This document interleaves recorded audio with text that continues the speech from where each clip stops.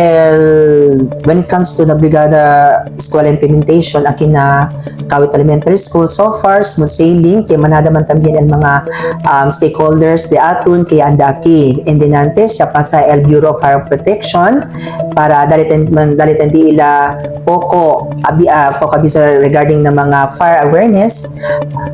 And at the same time, dinantes takit también el mga Coast Guard, kaya ayud ako namun pinta, el de atun school gate. And at the same time, el mga fence. Then, tiene también mga tupad de barangay, kaya anda tamin kaya ayuda limpia. Especially el mga basura ay atras na del de amon eskwela, para at least aura abrida ready el de amon eskwela. Ya principio este del June 9 hasta June 13. So since holiday kita na 12 ay baka depende si temprano kami akaba el mga aktibidades sa ating eskwela base na damon action plan.